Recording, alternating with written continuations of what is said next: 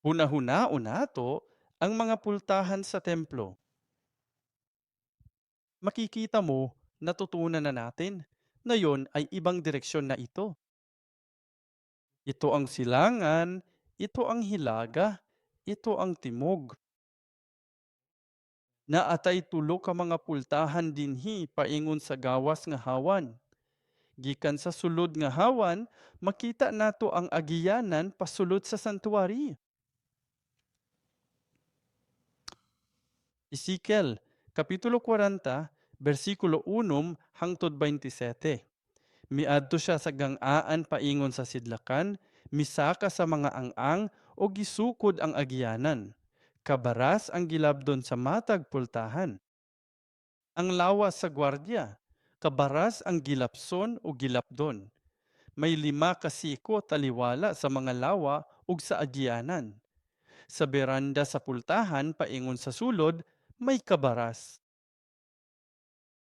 Dayon, gisukod niya ang beranda sa pultahan, nga may katambo ang gilapdon, ug nag-atubang kini sa sulod. Isang tungkod na may 6 na siko ang haba. Kailangan mong mag-isip. 7 normal na kubito yun.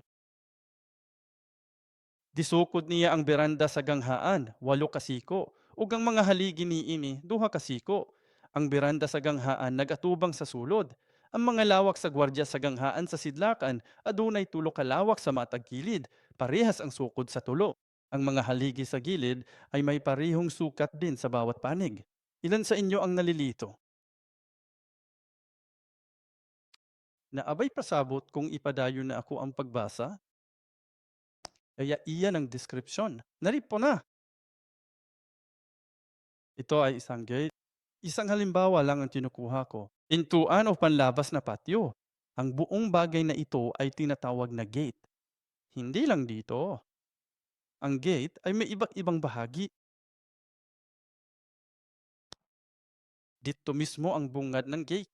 Kaya papasok ka rito at ito ang 7 hakbang.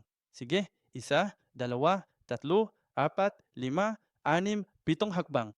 At ang unang lugar na iyong papasukan ay ang bungad ng gate.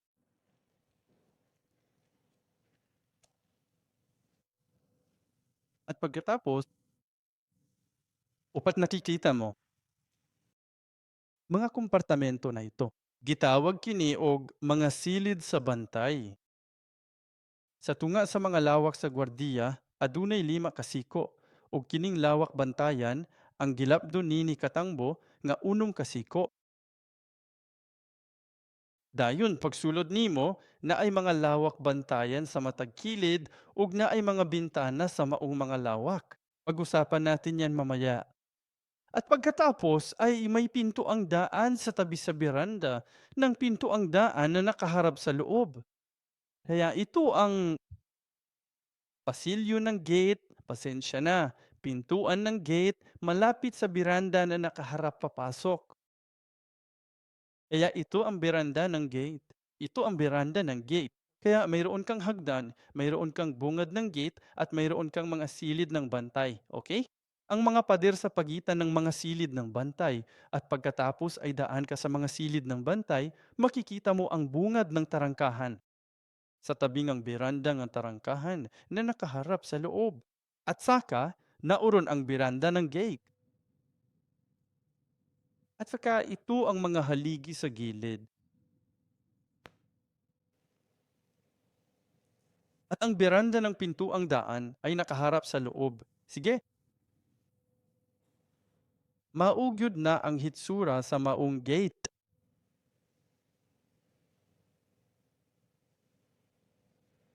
Ang pintuang daan na nabasa natin sa sipi ngayon na ating nilaktawan ay ang mga pintuang nagbibigay ng karapatan sa puno ng buhay. Ang dahilan kung bakit ang pagpasok mo sa templong ito ay dahil sa dulo ng paglalakbay na ito, gusto mong marating ang puno ng buhay, ang presensya ng Diyos. Kaya ang gate, kailangan mong duman sa mga gate na ito. Ang pag-abot sa punuan sa kinabuhi, ang labing dako nga tinguha sa katawahan. Unsa kining mga pultaha? Unsay kahulogan niini? Atong tun-an ang gitudlo sa Biblia bahin niini ug unsaon pagsulod sa templo ni Ezekiel ug sa bag-ong Jerusalem pinaagi niini. Ang mga pultahan naghulagway sa tanan nga anaa sa sulod. Ang pultahan naghulagway sa sulod. Sa akoa na ay nakasulat nga Pastor Ruth, ang opisina sa pastor.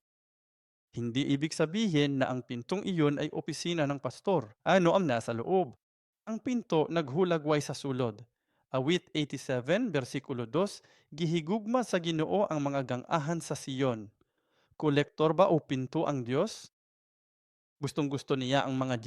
Hindi naman ibig sabihin yon, di ba? Gihigugma sa Ginoo ang mga ganggaan sa Siyon, labaw sa tanang puyanan sa Jacob. Ingon sa Isaias 3, duha sa usa 4, 3 usa, ug Jeremias usa 4, duha. Ang mga ganggaan niini magsubo ug maghilak. Kapag sila'y nagkasala, ang mga pintuang bayan ay magluluksa at magluksa. Ano yan? Gihulugaran niini ang mga ganghaan nga nagrepresenta sa mga lumulupyo. Kung sulungon o gubon ang syudad, magminatay ang mga ganghaan isiptiman sa tanang katawan dito. Genesis duha-duha, usa si 7. Sa pagkatinuod, panalanginan ko ikaw ug padaghano ng imong kaliwat sama sa mga bituon sa langit ug bala sa dagat. Ang imong kaliwat manag-iya sa ganghaan sa ilang mga kaaway. Kaya ang mga inapo ni Abraham ay magiging mga magnanakaw sa pinto. Upunta ka sa mga kalaban at nakawin ang mga gate. Ang imong mga kaliwat manag-iya sa mga ganghaan sa ilang mga kaaway. Aduna sila'y tibuok lawak na puno sa mga ganghaan sa mga kaatbang. Sa mga pultahan, ang iyang kaliwat musakop sa mga kaaway. Gibasbasan nila si Rebecca. Kapatid, mahimo ka untang inahan sa milyon ug maangkon sa imong kaliwat ang pultahan sa ilang mga kaaway. Ayaw pansuroy og pangawat og pultahan sa kaaway na nag-ingon, panalangin kini sa Dios kanato. Exodo 12:7 at 22 at 23, ang dugo ng kordero ay inilagay sa mga poste at itaas ng pinto ng mga bahay. Ang dugo ng kordero ay dapat sanay ipahid sa mga taong naninirahan sa mga bahay na iyon, ngunit ang pinto ang naging representasyon. Hindi gipinahid ang dugo sa mga tao, kundi naligtas din ang mga tao. Malakyas 1:10. Oh, sanay may isa sa inyo na magsara ng mga pintuang daan upang wag kayong makapagsindi ng apoy sa aking dambana nang walang kabuluhan. Wala ako mahimuot kaninyo, ingon sa Ginoo. Dili ko mudawat og halad di kaninyo. Sa pag-ingon niya, siradi ang mga pultahan, buot ipasabot, hunong na kamo sa paghugaw sa akong balaang dapit, pinaagi sa inyong pagsambang tawahanon. Mateo 7:13 hangtod 14. Sulod sa pigot nga pultahan, tay luwag ang pultahan ug hala padandalan paingon sa kalaglagan ug daghan na mosulod ni ana. Sapagkat makipot ang pintuan at makitid ang daan na patungo sa buhay at kakaunti ang nakakasumpong nito. Binanggit din ni Hesus ang langit bilang isang makipot na pintuan. Ikaduha, ang mga pultahan nagsimbolo sa utlanan sa kalibutan ug sa langit nung gingharian. Nakakuha mig ideya pinaagi sa 7 o 8 kaang-ang. Mula sa natural patungo sa supranatural na mundo. Kinakatawan nila ang kaharian ng presensya ng Diyos. Kaya sa panig na ito ng gate, laban sa loob ng gate ay may dalawang magkaibang mundo. Kaya ito ay isang daanan upang makapasok sa ibang mundo. Isaiah 38, versikulo 10. Aking sinabi, sa kalagitnaan ng aking buhay, ako'y papasok sa pintuan ng Sheol. Mawawalan ako nga natitirang mga taong ko. Job 3, versikulo 17. Naipahayag na ba sa iyo ang mga pintuan ng kamatayan? O nakita mo na ba ang mga pintuan ng malalim na kadiliman? Kamatayon ang mga pultahan na kini. Sa Biblia, makikita natin na ang pintuan ng templo ng Diyos ay isang lugar ng kaluwalhatan. Mahalagang tandaan na ang kaluwalhatan ng Diyos ay dumating sa pintuan ng templo ni Ezekiel.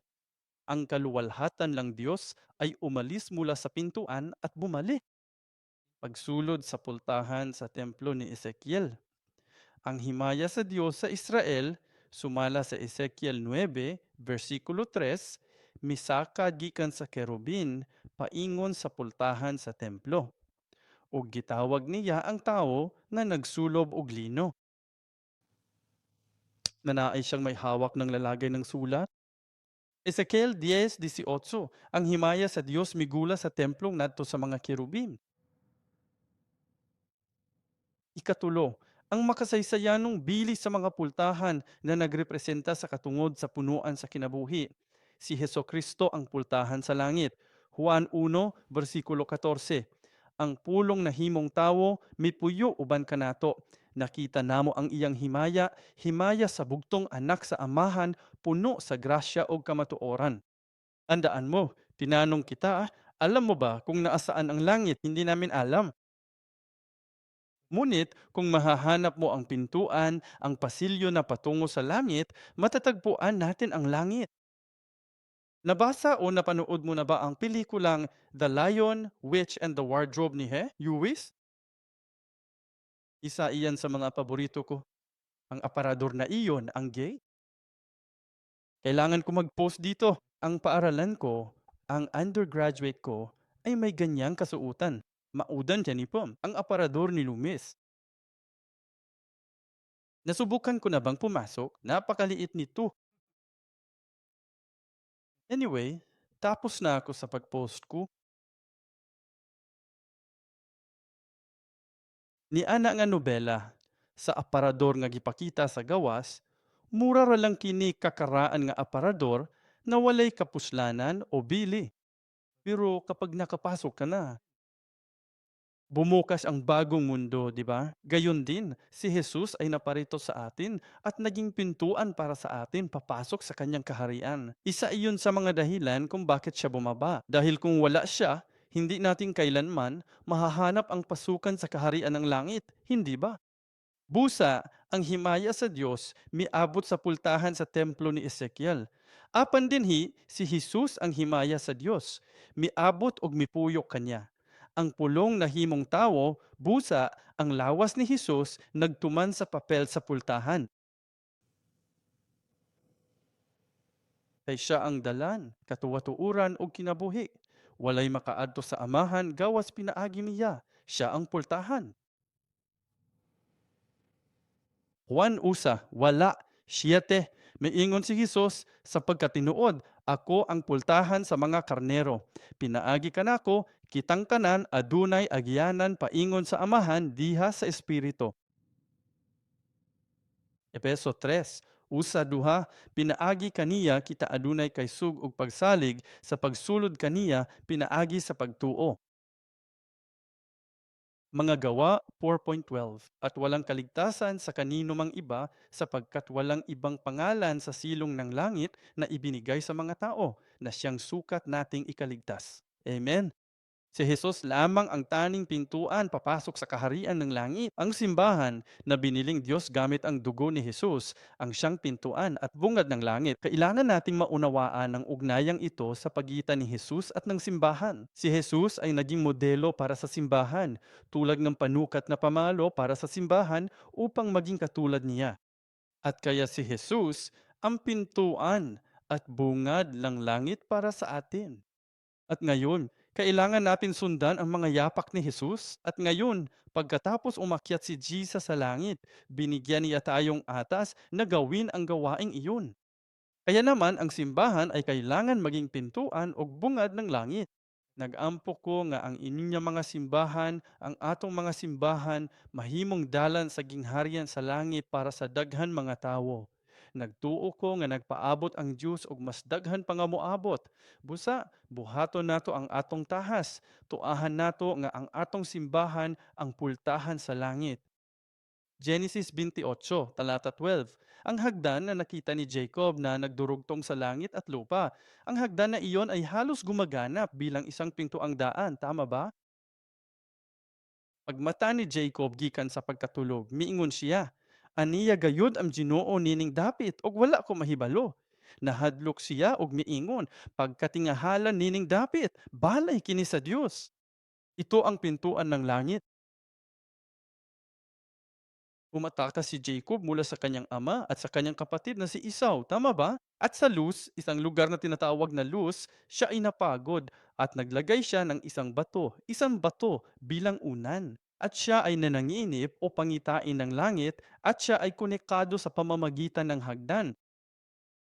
Inakala niyang ang lugar na iyon ay isa lamang disyerto na tinatawag na Luz. At laking gulat niya nang makita at mapagtanto niyang iyon pala ang manapintuan ng langit na pagtanto niya na naaron ang Panginoon at kung naara siya, ang Ginoo, si Jehovah Shammah sa Ezekiel. Kada kung panalangin nga madawat nato pinaagi ni Kristo. Kung asa ka, naa ang Ginoo. Nisaad ang Dios kang Jacob, bisan naglayas ka, bisan asa ka, ubanan pi ka. Tuwa ko dito. Nasayra ni Jacob, kini pultahan gayud sa langit. Usahay, nagpuyo kita sa pagtuo, ug moadto sa simbahan, eskwelahan o panimalay nga wala mamatikdik kung asa kita misulod.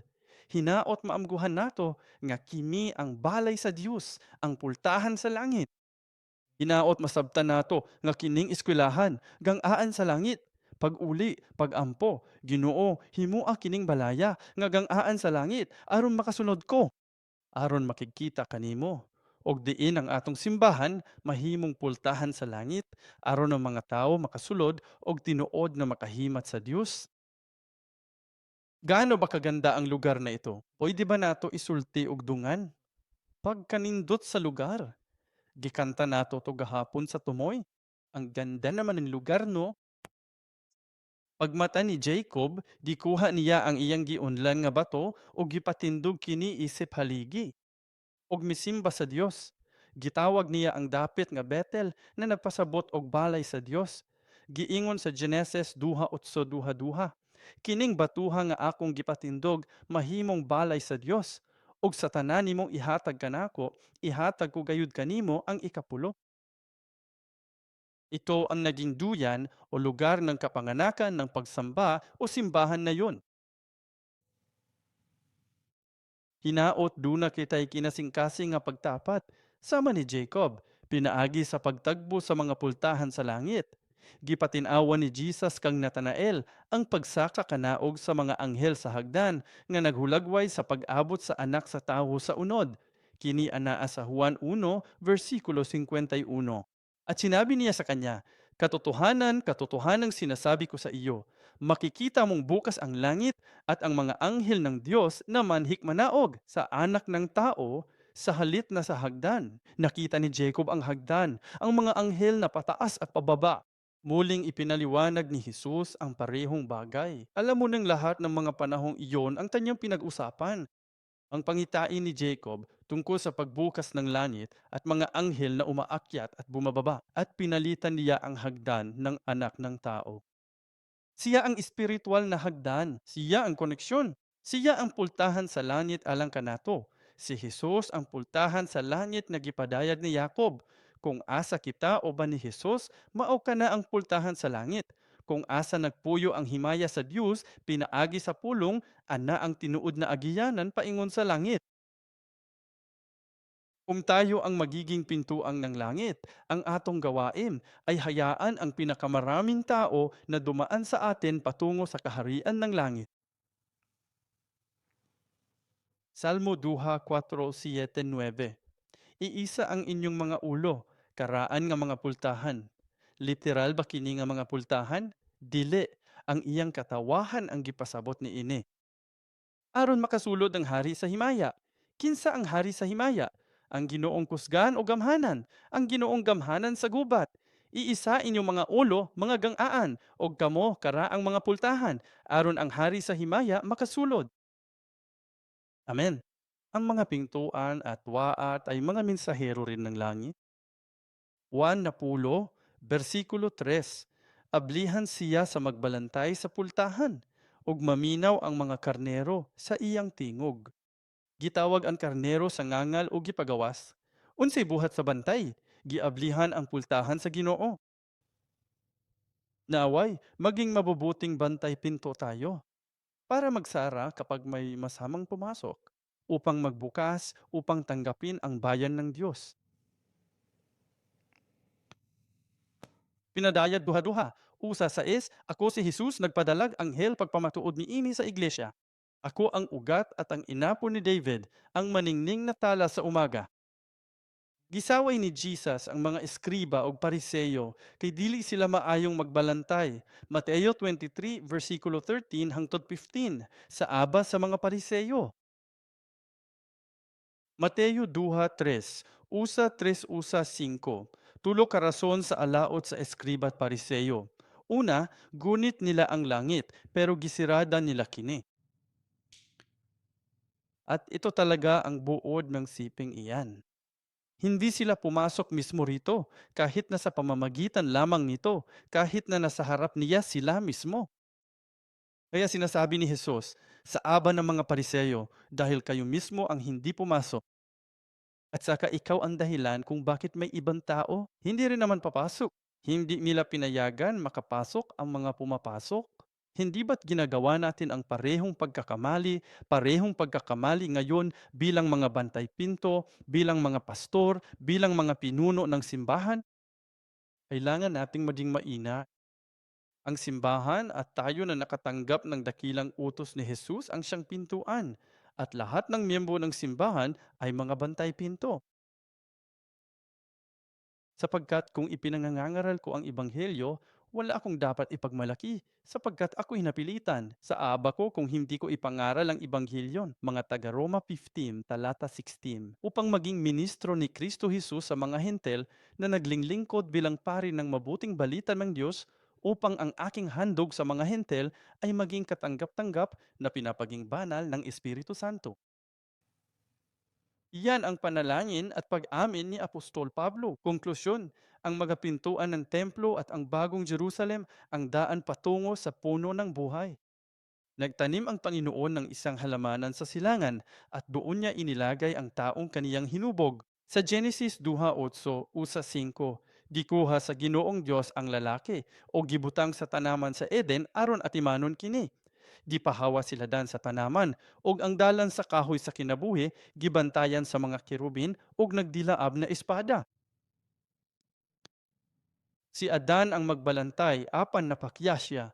Karon ang mga kerubin ug nagdilaab na espada na ang nagkontrol sa agiyanan sa kahoy sa kinabuhi. Si Jesus ang kahoy sa kinabuhi ug ang dalan niini. Unsaon ato pagsulod sa pultahan ug pagkaon gikan sa kahoy sa kinabuhi? Pinadayag duha, pito. Ang may igdulungog, paminawa ang sulti sa espiritu.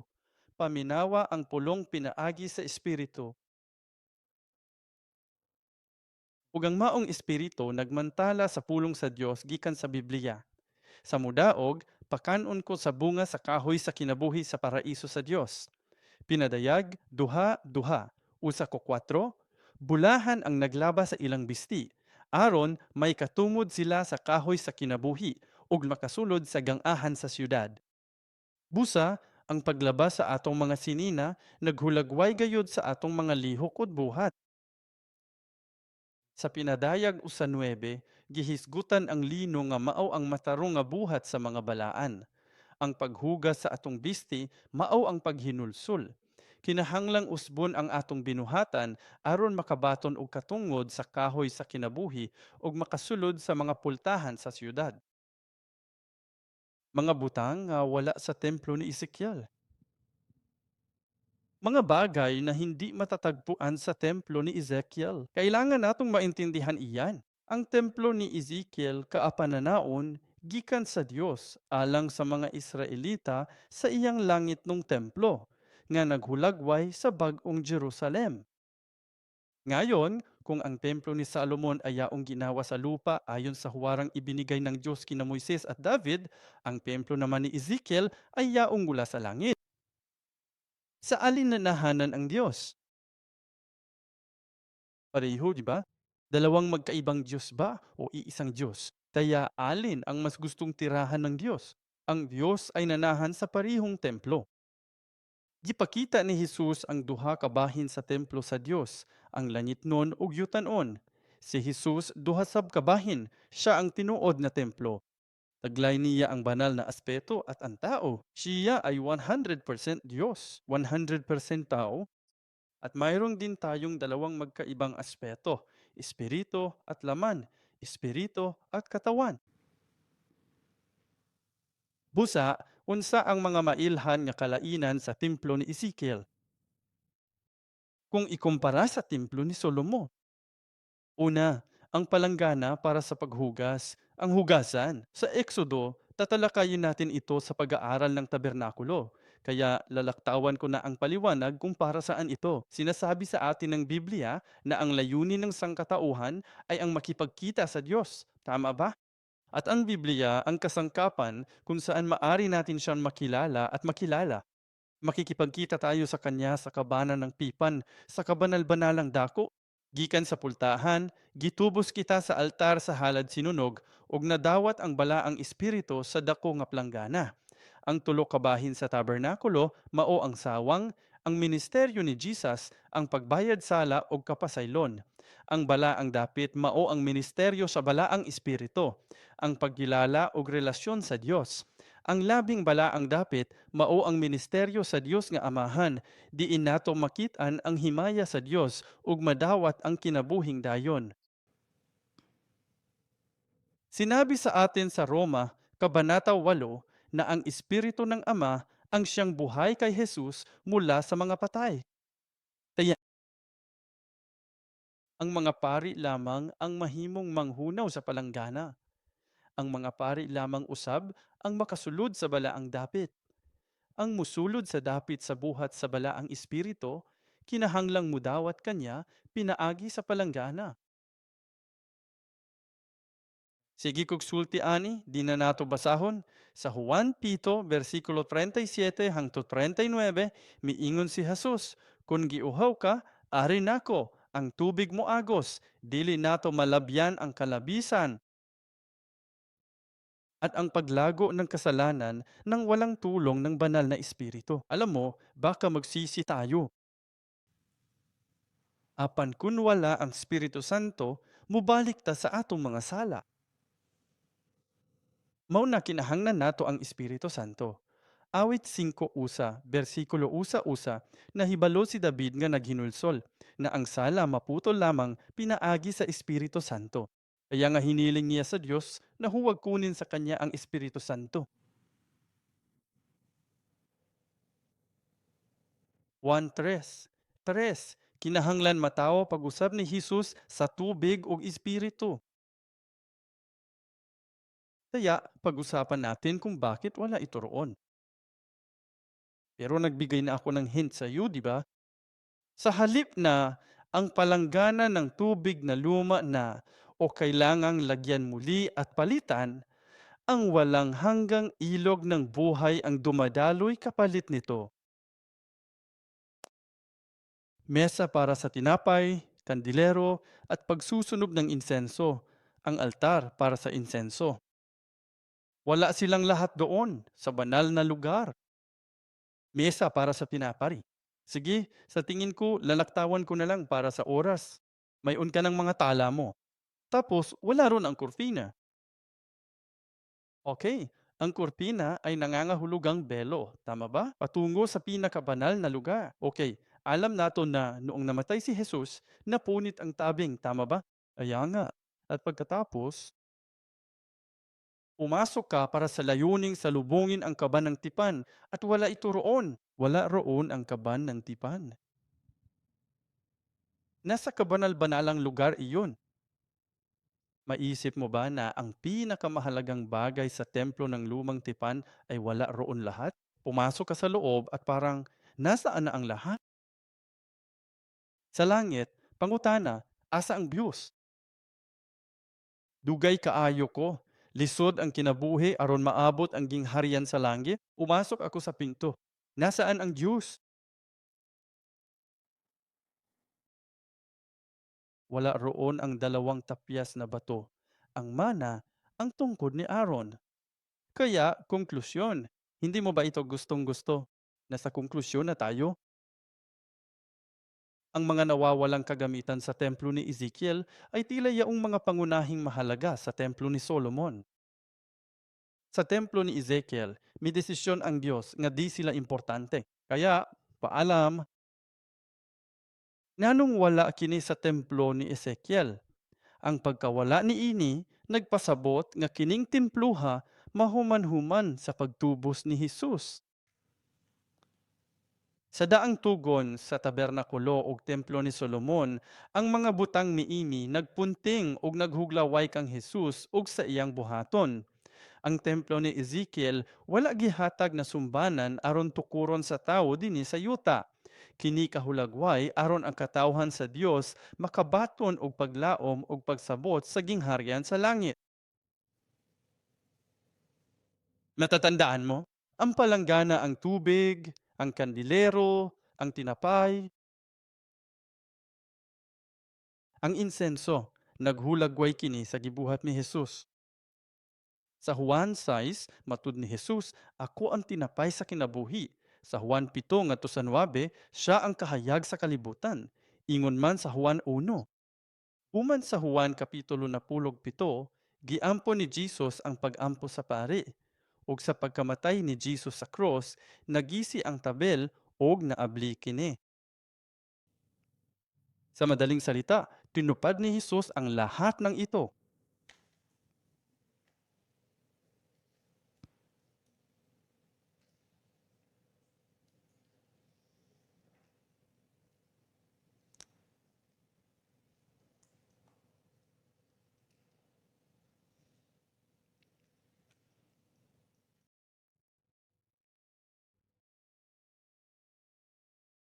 Magamit kini kanato nga naghulat sa pagbalik ni Jesus. Lakip ang templo ni Ezekiel. Ang tabernakulo kahulagway ni Jesus nga miani sa kalibutan aron pagtubos sa atong mga sala. Kini nagpakita sa dalan sa pagbalik ng sa Dios. Si Jesus ang daan, siya ang katotohanan at ang buhay. Ang templo ni Ezekiel at ang bagong Jerusalem ay medyo magkaiba sa layunin. Kinakatawan nila ang kaharian ng Diyos para sa mga natubos na at natubos. Yaong mga pinatawad na at nabigyan ng buhay sa pamamagitan ng dugo ni Hesu Kristo. Kailanganan mo ba ang mga bagay na iyan kung nasa iyo na si Jesus? Nasa iyo si Jesus. Siya ang kaban ng tipang. Kaya ang templong ito ay isang pangitain para sa mga banal ng huling panahon, mga banal ng huling panahon na may oro ng Jesus. Huwag mong hanap ang mga bagay na iyan, pati na ang kaba ng tipan, kung mayroon ka ng Jesus. Kapag maarong kang totoong pera, dili ka mo hilak tungod sa monopolyong dolyar. Ayan naman ang altar para sa handog na susunugin sa gitna.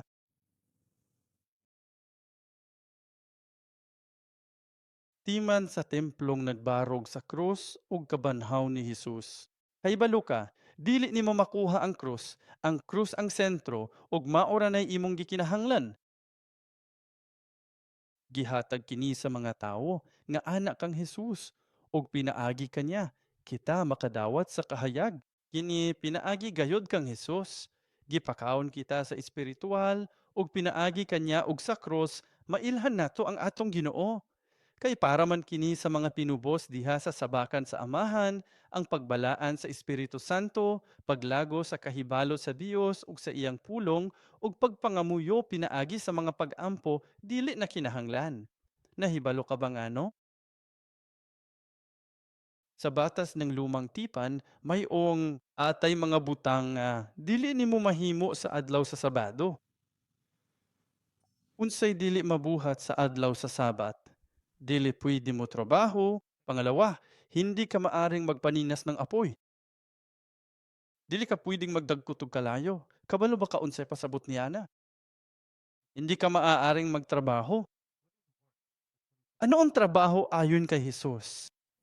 1, Kabanata 6, bersikulo 27 hanggang 29. Trabahong nagbibigay buhay.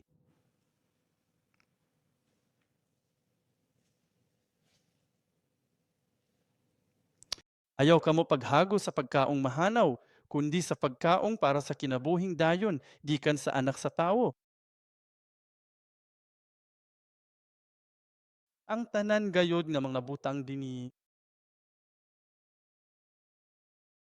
Ang pagpaningkamot sa pagtrabaho nga di kinahanglan gayud alan sa kaayuhan sa atong kaugalingon ug sa atong pamilya.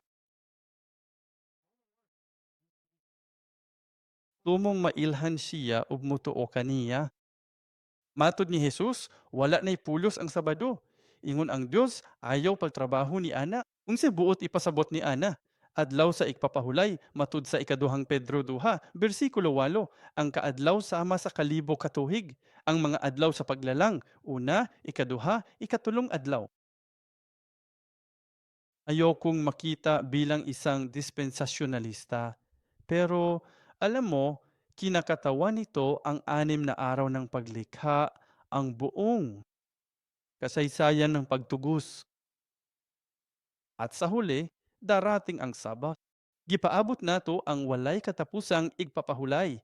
Busa, ang ikapitong adlaw, ang igpapahulay, nagrepresenta sa panahon na ana nakipa sa gingharian sa Dios.